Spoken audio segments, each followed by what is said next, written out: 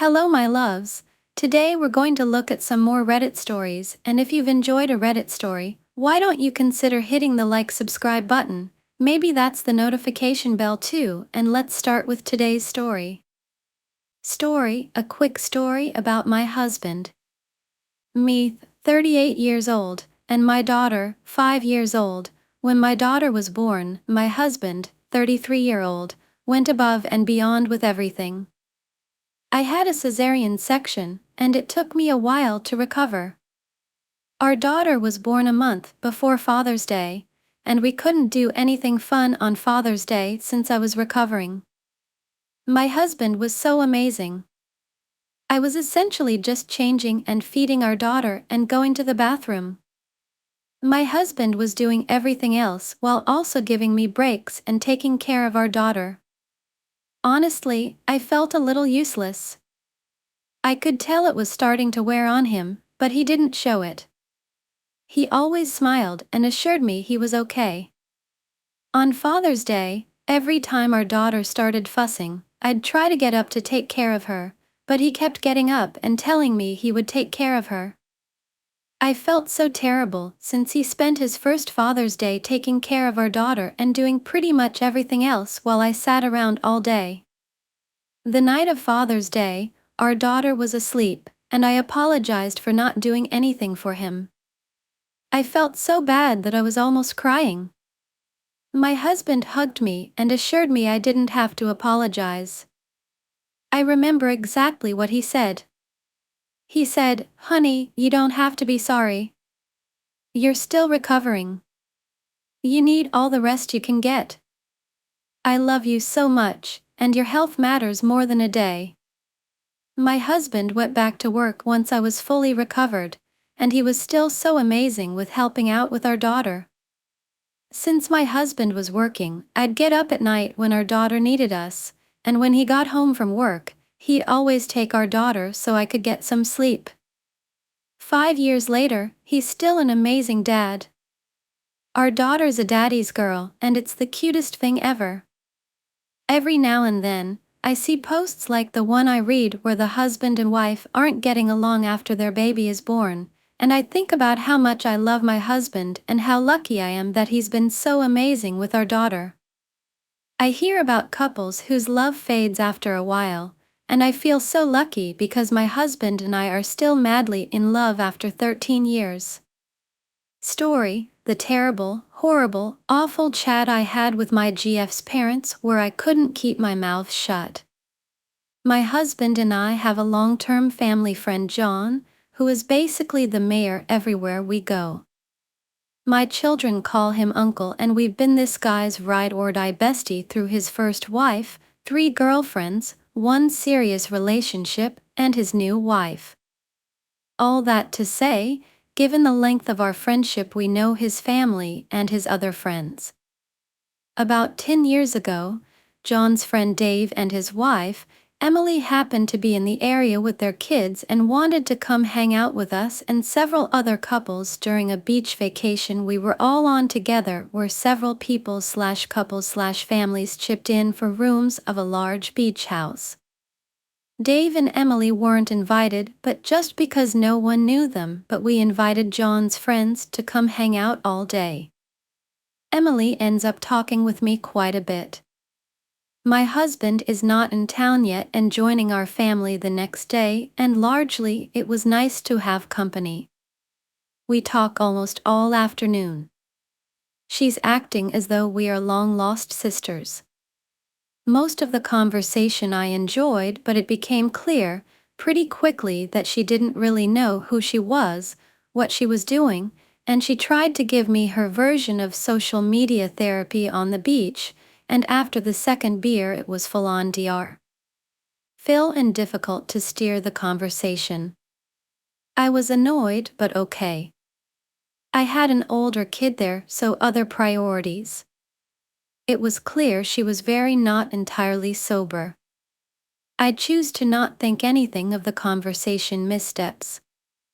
After a fun day of beach drinking and kids playing, it was decided that Dave and Emily couldn't drive and it would just be easier to squeeze them into our beach house for a night. Dave decides to go put his kids to bed in one of the children's bedrooms. He must have passed out because he never returned. This left his wife Emily upstairs hanging out. After an hour more of all the kids in bed and adults upstairs playing cards, Emily decided to show everyone her yoga skills and gets quickly overtly sexual with the men in the room. She starts doing handstand splits on the top of the couch. She's asking some of the guys in the room to help her do couple moves where it takes two to get her into the right position. This went on for at least a half hour. At one point, she sits on the shoulders of the younger solo guy on the couch, Sean, and he stood up trying to get her to stop. She ends up spun around his head with her crotch in his face for a split second, and she made some comment about whether he could smell her poocha. Story: my family is the reason I died in the first place. I'm male 24 years old, have 3 younger siblings who are 21, 17 and 10 years old, plus my mom and dad. As the oldest, I was always independent and even moved out with 16, even though it is uncommon for my people.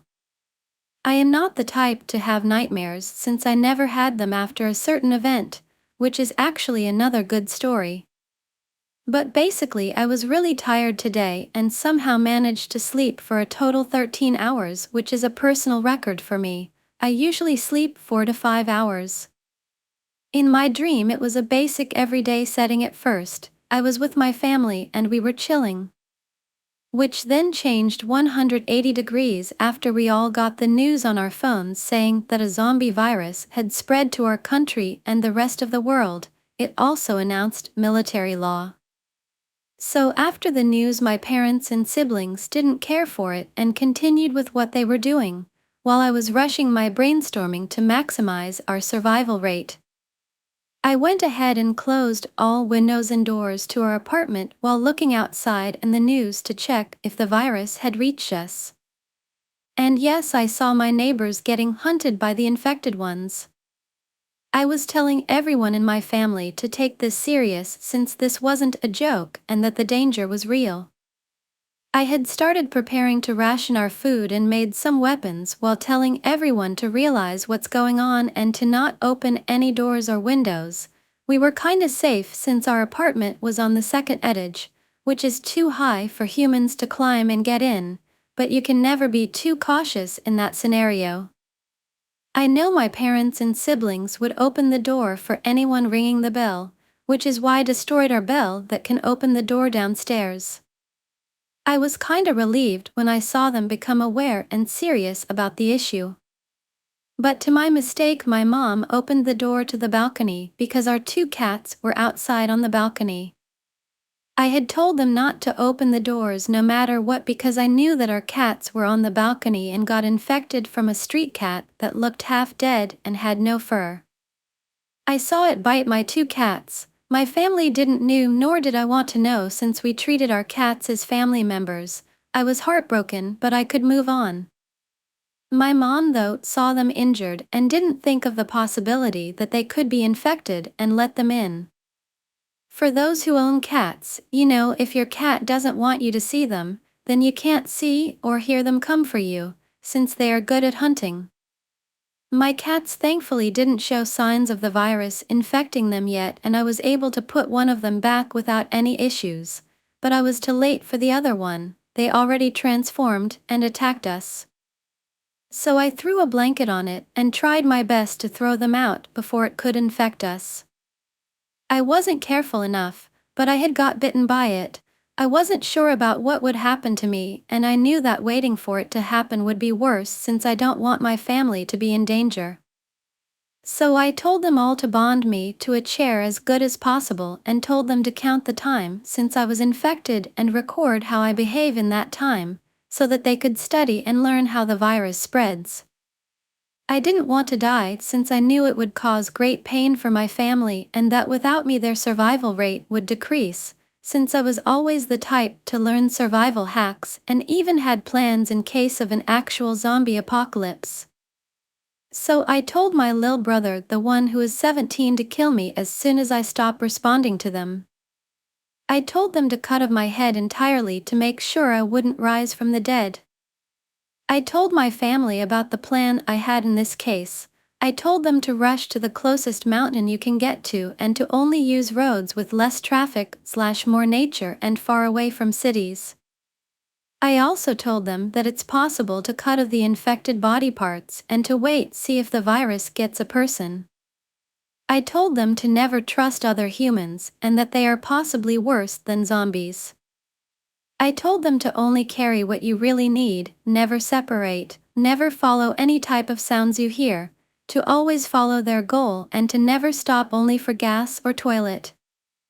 I told them much more, but I could hardly remember it all. I just know that in the end I told them that it's okay and that I am sorry for leaving you guys in this hell alone. I was crying as I told them I hope that they would forgive me, and when I said that I loved them and I wanted them to live for me too. I had noticed that while talking that my body was sweating and getting colder, while my skin got much paler. I was trying my best to tell my family everything I knew that would help them to survive while losing my sanity. In the end I said sorry, but it seems like the end for me while saying do it to my lil brother. I can just remember their crying faces telling my brother to stop. After that I woke up, not sweating or with an high pulse. I was just sad and felt the need to talk about it. Thank you for listening. Story: Growing up in an abusive home. I, 21-year-old, was in and out of the foster system. My 20-year-old brother was adopted the first time we entered the system. I wasn't allowed to be because my mother decided that she wanted me. 6 years after she got me back from the system, my mom had another child with a different guy.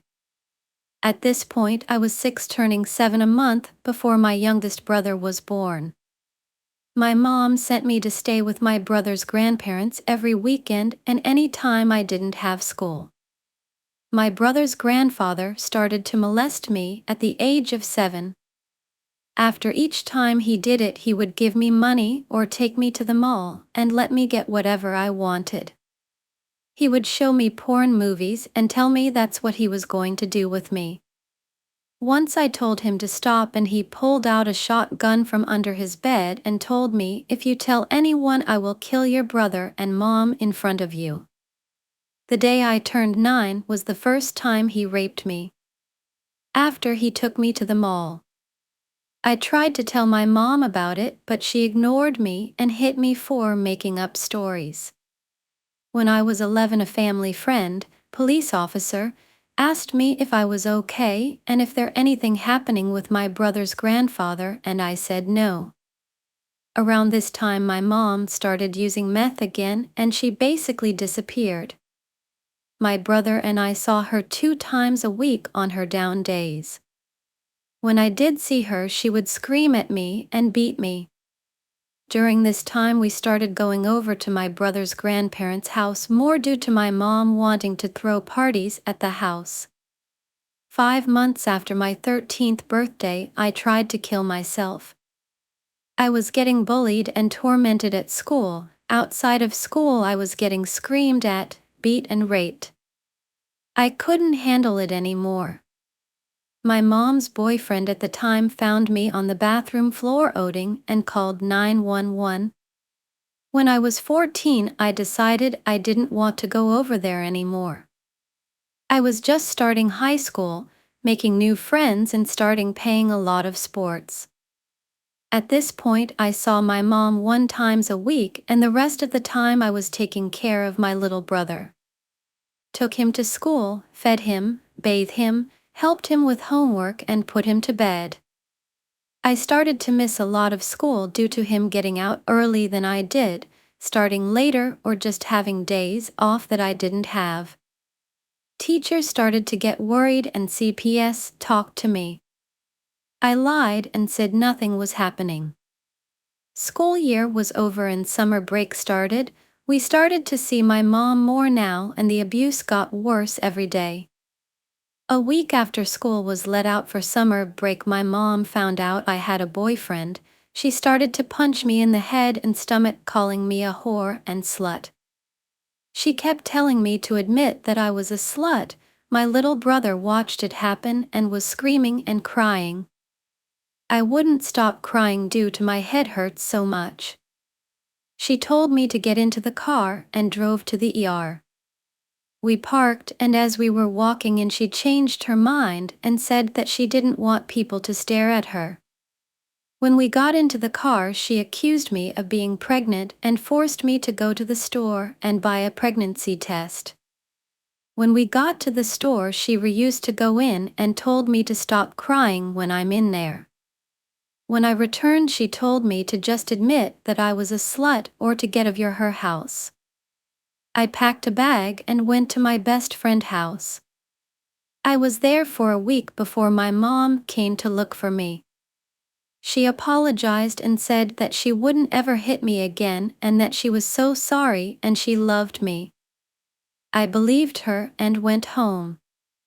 Mid-July comes around and my mom woke me up screaming that her boyfriend at the time touched my brother and I. She called the police and they questioned us.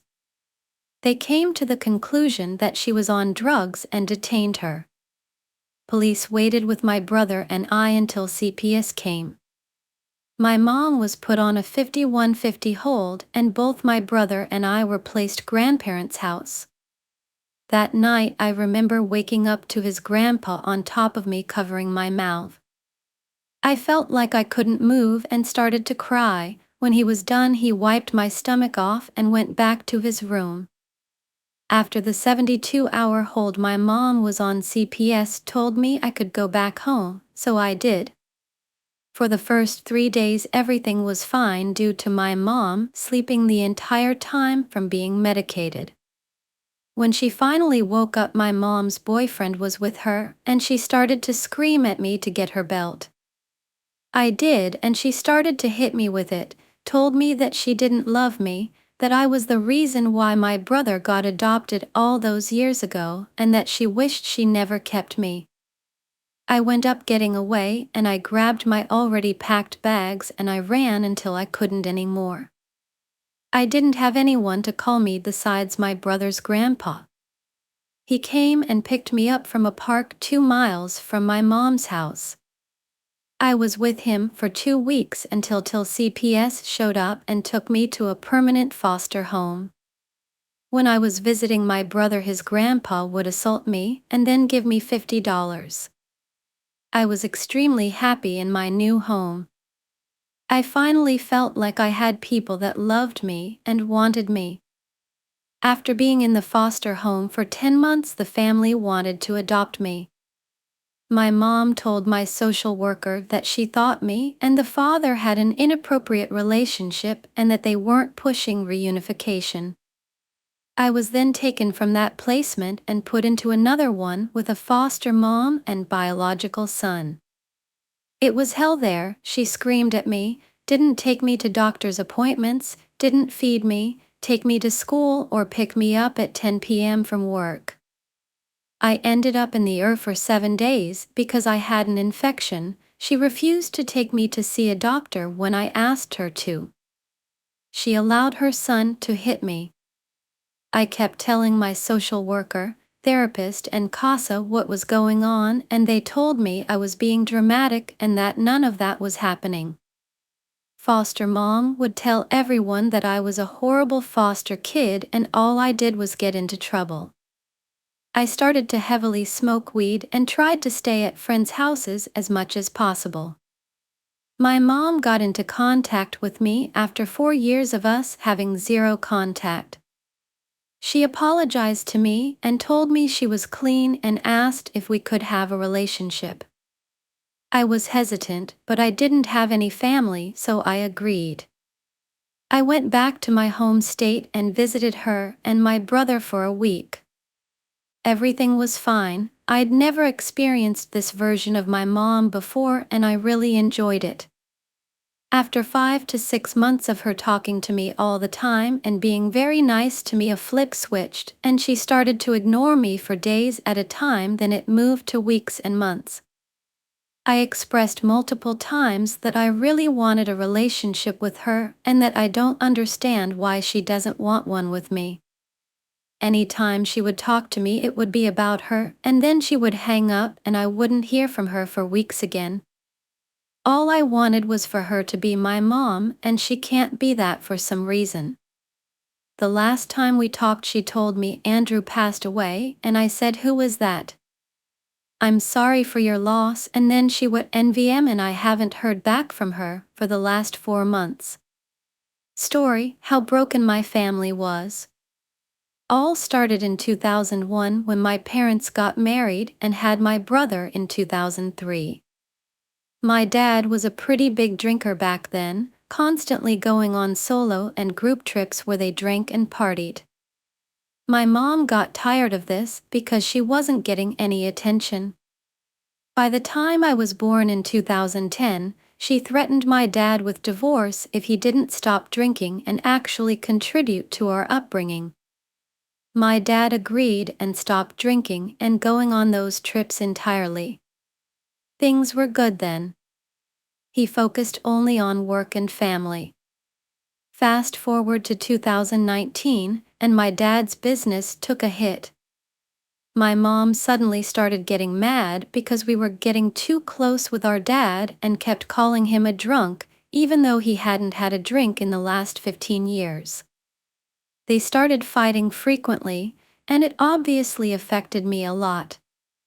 Eventually, my dad just stopped talking to my mom and stayed home a lot more. So guess what? My mom needed someone else to take her frustration out on, and that meant she started taking it out on me and my brother. She became super irritable and critical of everything we did, no matter how small. The atmosphere at home turned toxic. My brother and I tried to stay out of her way, but her negativity was inescapable. I started feeling anxious all the time, constantly worrying about the next fight or what I might do to set her off. My grades started slipping, and concentrating on anything became impossible. My brother, being older, tried to shield me from the worst of it, but he had his own struggles to deal with. Things hit a breaking point in 2022 when my parents had a massive argument, and my dad moved out temporarily. During that time, my mom's anger only got worse, and she became even more demanding and critical. My brother and I felt like we were walking on eggshells every day. Eventually, my dad decided he couldn't stay away any longer and moved back in, trying to make things better, but the damage had already been done. My parents continued living together, but there was a noticeable rift between them. They barely spoke to each other, and when they did, it was often through gritted teeth. Seeing my parents like this was heartbreaking. I often found myself wishing for the days when things were good, even if just for a little while. My brother and I tried to support each other as much as we could, finding solace in our shared experiences.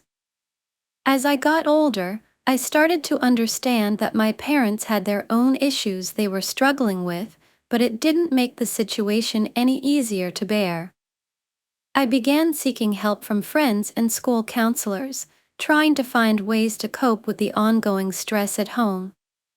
In the end, I learned that sometimes, no matter how much you wish for things to get better, you have to take care of yourself first. My brother and I focused on our education and our future, hoping to break free from the cycle of negativity that had taken over our home. We knew our parents loved us, even if they didn't always show it in the best way, and we held on to the hope that one day, things might improve for all of us. Story: why are adults unkind to children that come from disadvantaged families? I grew up in a dysfunctional family, to say the least. Family violence, perpetrated by both my parents to each other and towards the children, and my oldest brother was very violent with the other siblings too. The abuse was mostly physical, verbal/psychological, but also some of my siblings were sexually molested by a friend of the family. There was also a vast amount of neglect. I'm talking I broke my arm and my parents didn't take me to the hospital for weeks, never went to the dentist, didn't even go to school from grade 2 onwards. Often there were times where there wasn't enough food to eat, and because we had to rely on tank water, there were periods of time where we wouldn't have money to get water carted in, so there wouldn't be any water to shower or flush the toilet with. My mom was a victim of abuse from my father on more occasions than I can actually remember, including an attempt of strangulation to the point of unconsciousness that I witnessed. He told me that was in your honor after my mom had accused him of sexually molesting me. He also attacked her so severely on one occasion while pregnant that it resulted in a stillbirth.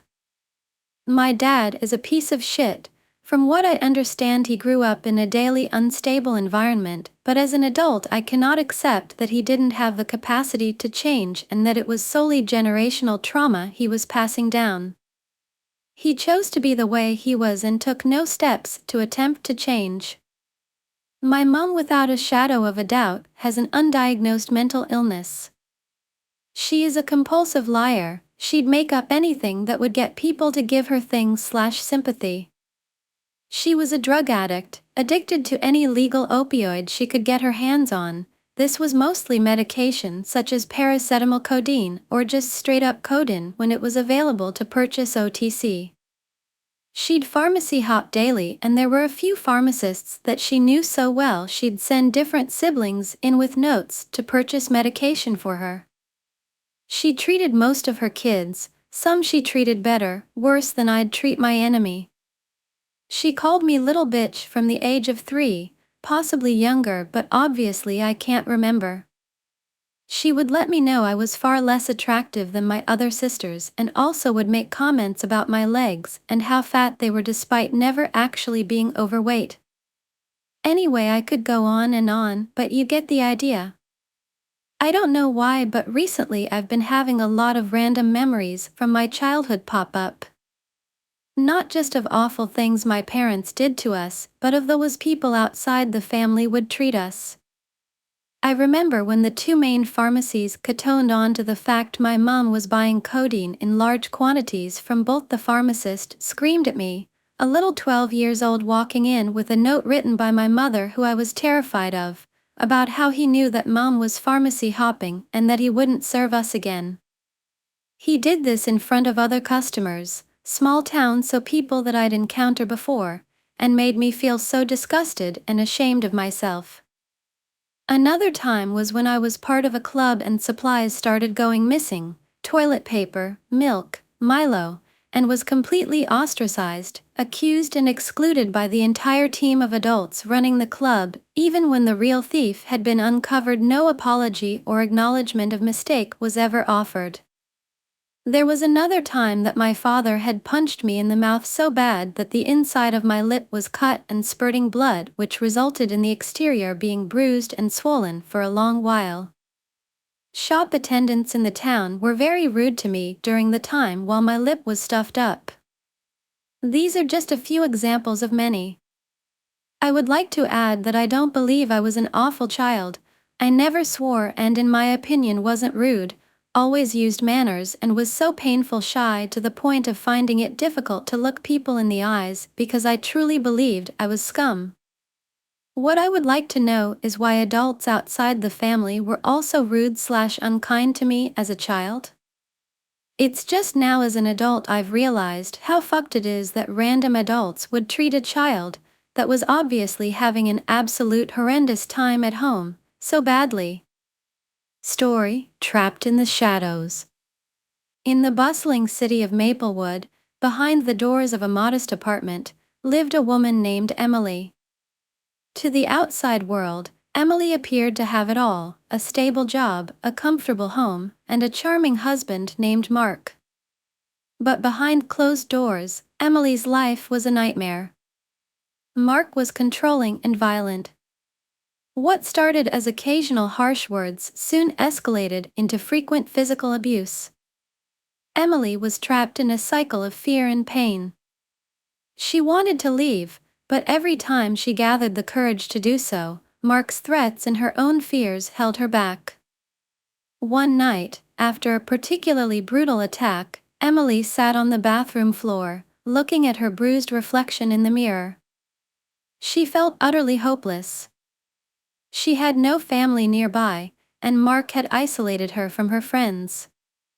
She feared for her life and the repercussions of leaving. Mark had told her countless times, "If you ever try to leave me, you'll regret it." Days turned into weeks, and weeks into months.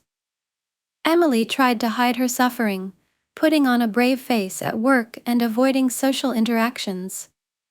But her colleague, Sarah, noticed the signs. One day, during lunch break, Sarah gently asked, "Emily, are you okay? You seem different lately." Emily hesitated, but the concern in Sarah's eyes gave her a glimmer of hope. She quietly whispered, "I'm not okay, Sarah. I don't know what to do." Sarah reached out and held Emily's hand. "You don't have to go through this alone. There are people who can help you." That evening, with Sarah's encouragement, Emily called the domestic violence hotline.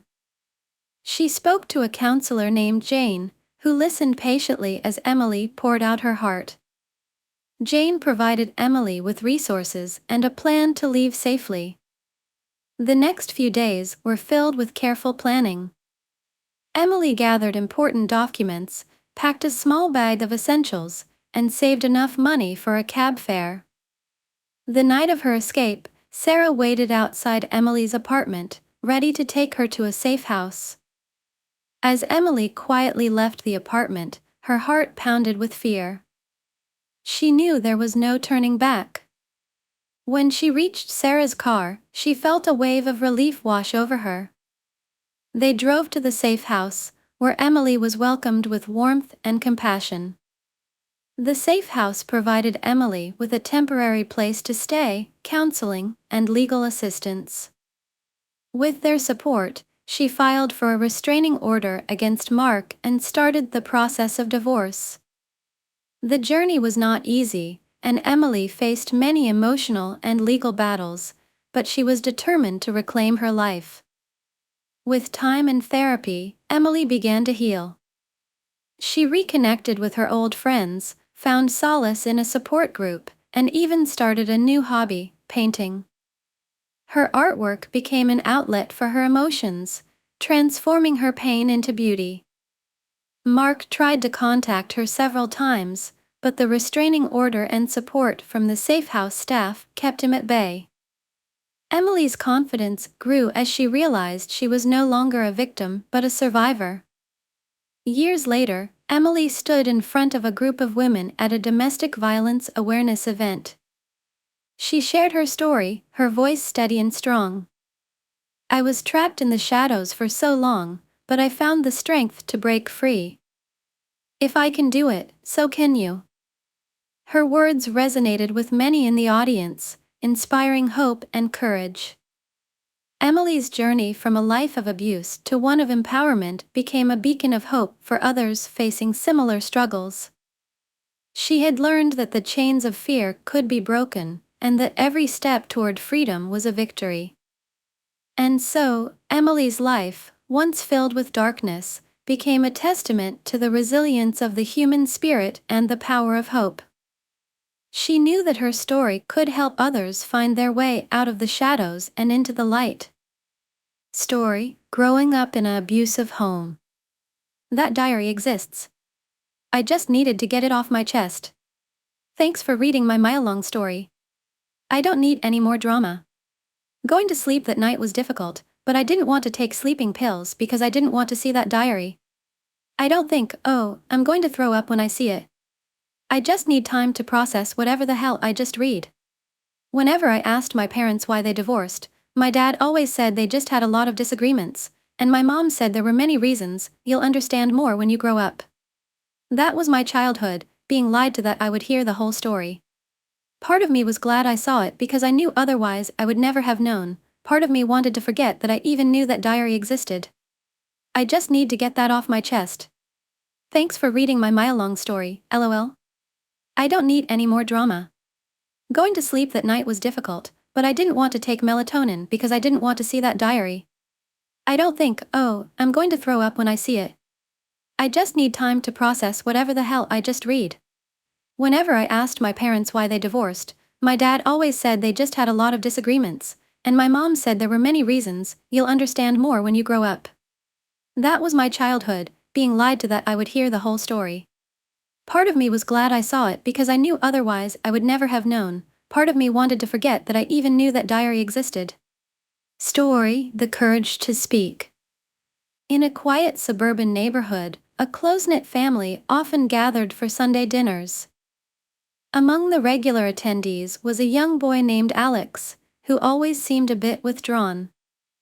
Alex was 12 years old, and his cousins, Mike and Lily, often wondered why he rarely smiled and why his eyes held a sadness that no child should bear. One evening, during one of these family gatherings, Mike noticed a bruise on Alex's arm. When he asked about it, Alex shrugged it off, saying he had fallen off his bike. But Mike wasn't convinced.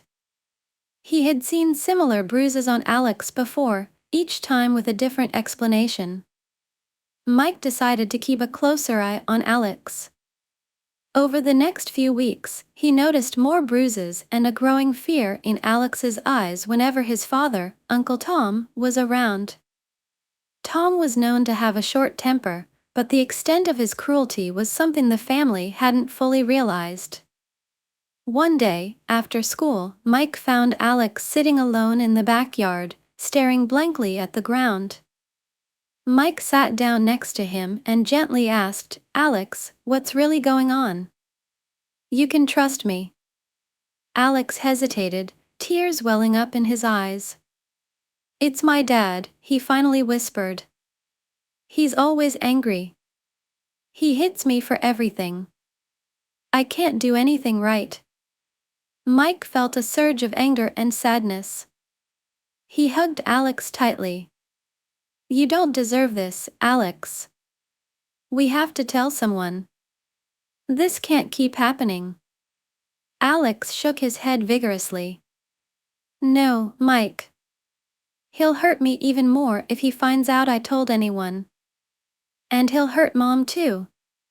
Mike felt a knot in his stomach. He knew he had to do something, but he also understood Alex's fear. He decided to talk to his own parents first, hoping they would know how to handle the situation. That evening, Mike approached his parents, John and Mary, and told them everything Alex had shared. They listened intently, their faces growing more concerned with each passing moment. "We need to help him," Mike insisted. "We can't just ignore this." John nodded. "You're right, Mike. We can't let this go on. We'll talk to Alex's mom, and if necessary, we'll involve the authorities. But we have to be careful." The next day, John and Mary invited Alex's mother, Aunt Lisa, over for coffee. As they talked, they gently broached the subject of Tom's temper and the possibility of abuse. Lisa initially denied it, but as tears filled her eyes, she finally admitted the truth. "He's been like this for years," Lisa confessed. "I thought I could manage it, that it would get better. But it's only gotten worse. I'm terrified for Alex, but I don't know how to leave. I don't know where to go." Mary took Lisa's hand. "You don't have to do this alone. There are shelters and organizations that can help. We will support you every step of the way." With John and Mary's help, Lisa contacted a local domestic violence shelter. They provided her with resources and a plan to leave safely. Lisa gathered the courage to take action, knowing she had the support of her extended family. One evening, while Tom was out, Lisa packed their essentials and left with Alex to the shelter. It was a difficult and emotional step, but she knew it was the right one. The shelter provided them with a safe place to stay, counseling, and legal assistance. Tom was furious when he found out, but the restraining order kept him at bay. Lisa filed for divorce and sought custody of Alex. The process was long and challenging, but with the support of her family and the shelter, she remained steadfast. Alex struggled with the trauma of his father's abuse, but with therapy and the loving support of his mother and cousins, he began to heal. He found solace in activities he enjoyed, like drawing and playing soccer. Slowly, his laughter returned, and the fear in his eyes faded. Years later, Alex stood before a group of children and parents at a community center, sharing his story. "I was afraid to speak up, but my cousin Mike helped me find the courage. No one deserves to live in fear. If you're being hurt, tell someone you trust. There is help, and there is hope." His words resonated deeply with the audience, many of whom were facing similar struggles. Alex's journey from a life of fear to one of empowerment inspired others to seek help and break free from the chains of abuse. Alex and his family had come a long way, and their story was a powerful reminder of the importance of speaking out and supporting one another. In the end, the courage to speak had not only saved Alex but had also given him a platform to help others find their own voice. Story: I don't know what to do anymore. As the title says, I'm fine with my mom cheating on my dad. I apologize in advance for bad English and for not adding paragraphs the first time. I never support cheating, but in this case it's different. A few people know about this, and I need to talk with someone so badly about this situation. I've tried Discord and other social medias, but I never had the courage to talk about my family issues. My family is from South Italy and my mom and dad married in 2006. My mom says that ever since he got a job he's been acting differently. He's been really violent, aggressive, and anxious with excessive haste in doing things. She never felt calm being around him, she says. My mom during fights always tells him he's bipolar because one moment he's chill and one moment he would start flipping off over the stupidest things. When I was a kid he always used to kick, punch and break my toys when he was angry. He broke an expensive dollhouse I had that costed him a lot of work. Destroying random things he sees in front of him when he's mad is a bad habit he has. He doesn't physically harm me anymore, but when me and my sister were younger he always used to hit us and throw things at us when he was mad, leaving a lot of bruises. One day he beat my sister so bad she started vomiting all over the floor. He doesn't beat me anymore because I learned to not start fights with him. The only one he still physically harms is my mother. They fight almost every day. One of the main reason is money. We have huge economic problems. One day he almost broke her neck, and I remember seeing her on the bed unable to move for several days. My mom after many years decided that she was tired of her life and met another man that lived in Milan, North Italy, and now we're planning to go live near Milan after I finish high school here in South Italy. I hate cheating, but my mom always told my dad that she wanted to divorce him and that she wanted to get loved by another man, but my dad always got aggressive and violent over that topic. She's scared that if she finds out about her secret relationship he will do things that I can't imagine happening. I know cheating is bad, but my mom deserves to be happy too, and a man that treats her right. My mom is a kind person, and doesn't have the courage to report my dad to the police cause she claims that it would ruin his life. The thing is, even if my dad isn't the most peaceful person, his anger issues isn't the only thing about him. I know he loves me and my sister, he always roots for us. He's the one that introduced me to the world of cinema, which is now my favorite passion. We listen to music together and go to concerts together. The last concert we attended was the Eek a Mouse one. I know he's not really a bad person, he just has some issues he didn't treat when he was younger. I know that with the right treatment he can be the dad I always saw in him. He makes sure to never miss my sister's volleyball matches, and always gives her prizes after. He takes us to wonderful places, especially in summer. Most of the times he's here we laugh together, talk together, watch videos together. Sometimes he apologizes to my mom after fighting, and one time he brought her a big bouquet of flowers. As I said, I know that deep down he is a good person. But at the same time, I can't forgive him for what he did to me, my sister and especially my mom. Avatar 3 will be released in December of next year, and it will be the first Avatar movie I will most likely see without my father. I cry every time I imagine him coming back from work and eating alone, without us. I love my father, but I can't forgive him. What do I do? Please help me if you read this. Story about how I lived with a toxic family, I guess. Here's a story about my toxic foster parents and my narcissistic foster sister. Back when I was only 10 years old, my mother was struggling with life, so me and my 4 other siblings were put into foster care since my mother wasn't a good parent to take care of us. Each of us were placed in different homes. 2 of my sisters lived in one home together, the other 2 are split apart, and there is me, who lived alone with no siblings at all. Anyways, as I was saying, I was placed in a Christian home where I lived with a pastor and the first lady and a girl named Destiny. Ever since I met them, I thought I would be treated well, but that's where I was wrong. You see, my foster parents were strict, and when I mean strict, I mean it. They didn't like that fact that I was drawing demonic stuff when I was only drawing silly, harmless cartoons. Back when I was 10, I was the type of kid who was obsessed with horror, video games, and of course drawing, but none of those stuff were welcomed in that house I was placed in. Sometimes I was called the devil for the art I drew, and it was at the point where they even threw away my childhood toys I had as a baby that I had brought to that house as a comfort to remember my family and mother. I was only 10. They ripped every picture I drew that were demonic. They even treated me like an outcast and treated Destiny like she was the best foster daughter in the world.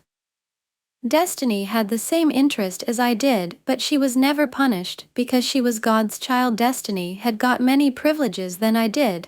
She would set me up for stuff, manipulate me, sexually touched me, etc. She always wanted attention when really I was the one who needed love and support.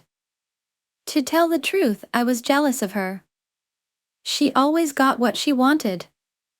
She even destroyed my stuff and got away with it, and the best part is she's the reason why my art, my childhood toys were taken away from me. Home wasn't the only place she treated me like shit. At school, she would spread lies about me where at the point I wanted to commit suicide. She even hurt herself just so she could get me into serious trouble, and when I did, she would laugh and giggle to her friends about it the next day. She would tell the school I was a Satanist. Reminder, I'm not 10 at this time where she starts doing her bullshit. I'm 12 at that time. She also fought me countless times over stupid stuff, and when I would fight back, she would bring my foster mother in. Me, a 12-year-old girl, thinking that my foster mom is gonna have my back and help me and defend me from Destiny. No, none of that even happened. I was pinned to the floor by my foster mother while Destiny beat on me. When she got finished, I would be locked in my room alone to cry in. I reported this to my social worker, but nothing was done about it.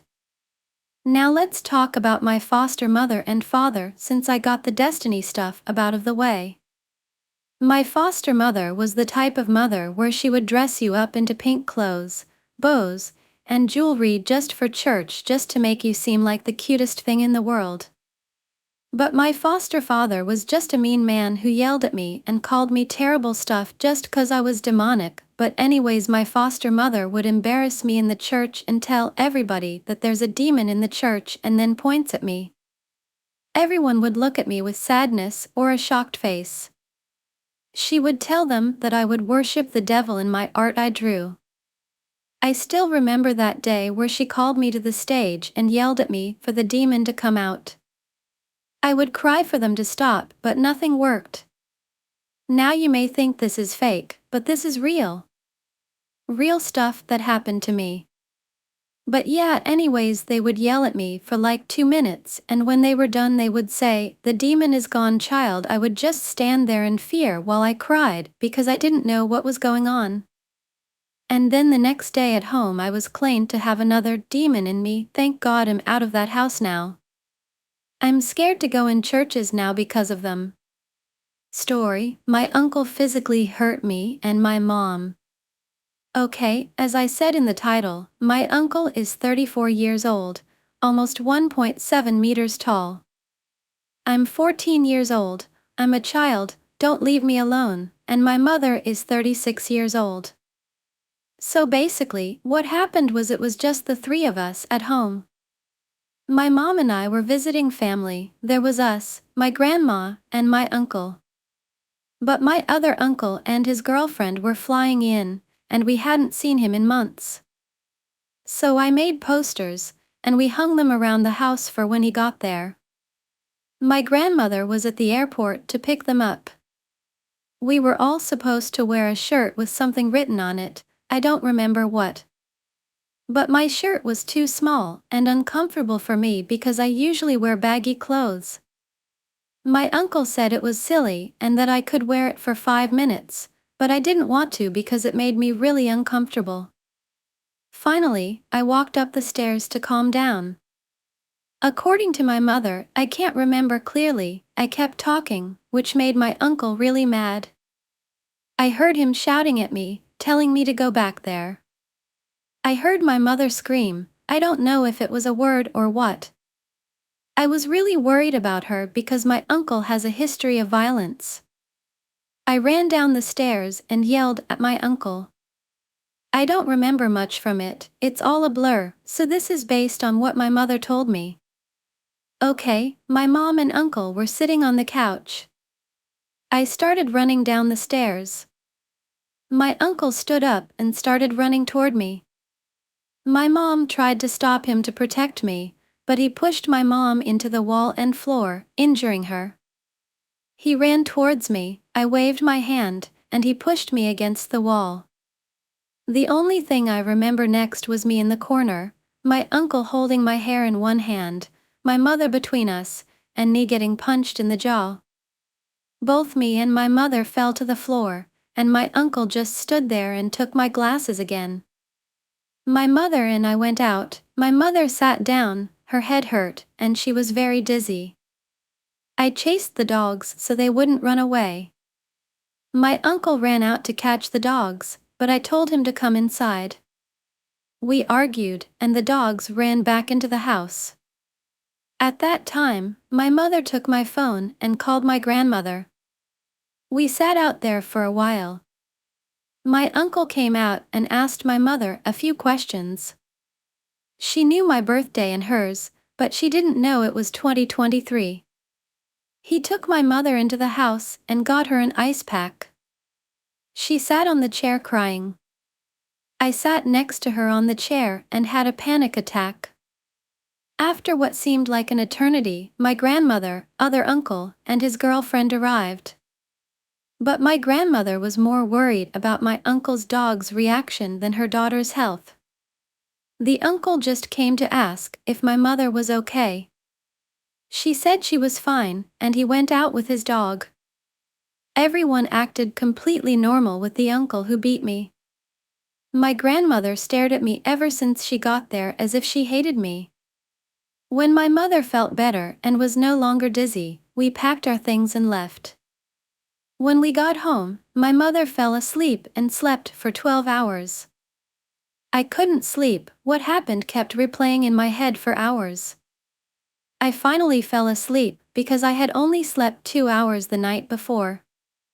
I was showing attitude and being brash, but that doesn't justify a grown man attacking me and my mother over a shirt. My mother and I blocked my uncle immediately, and he will never be in our lives again. My mom wanted to keep in touch with my grandmother for a bit, but when I woke up, my mom told me she was blocked. She texted her, saying that she and my uncle ruined everything, and she posted about it on Facebook. We will apply for a restraining order against my uncle. My mom had a mild concussion, and my jaw hurt really badly. My head hurts quite badly, and my neck and back ache. We will get a restraining order against my uncle, and my father will file a police report. I'm so terrified now. I'm afraid to leave the house. My friends are doing everything they can to help me, but there's not much they can do. If you read all this, thank you. We are handling it as best we can. If my jaw doesn't get better in the next few days, I will go to the hospital to get it checked. I don't think it's broken. I think the bone is just bruised, but I still want to get it checked. Story: I hate my fucking dad. After I got married to my, now, ex-husband, we moved to his hometown after he separated from the military. We both served and are both veterans. It took me a while to even find friends outside of his family. When our second oldest child entered pre-K, I made my very first friend and we're still very good friends to this day. 10 years later, our oldest child was taking self-defense class and that's where I met the side chick for the first time. Her child was also taking the same class. Her husband was taking the adult classes. I'm pretty much an introvert, so I tend to keep to myself, and I haven't made any other friends within those 10 years. We became friends real quick, and I was so excited that I told my ex-husband.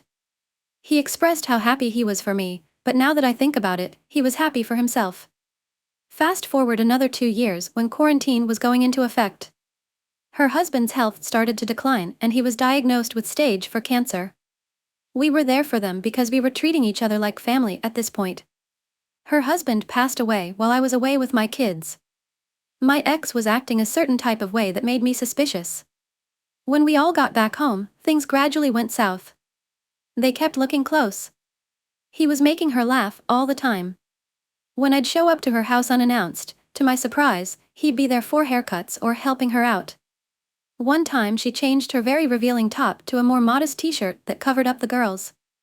I became more suspicious when he would get upset when other guys would talk to her. They were always chatting and talking over me while I was in the middle and it made me feel so uncomfortable. I finally started laying down some boundaries. I told him that he needed to stop talking to her and I told him to not even call or text my friend unless he needed to contact me. He got upset and said that she was his friend too and that he wasn't going to stop being friends with her. He also said that I was just being jealous. He said that I didn't trust him and that if I didn't trust him, I didn't love him. I'll go ahead and skip to our 16-year marriage coming to an end because I was jealous and unstable, that's what he told everyone. His family called BS and he said that I turned his whole family against him when I hadn't even told them my side of the story at that point. Only a few of my closest family members on my side knew what was going on.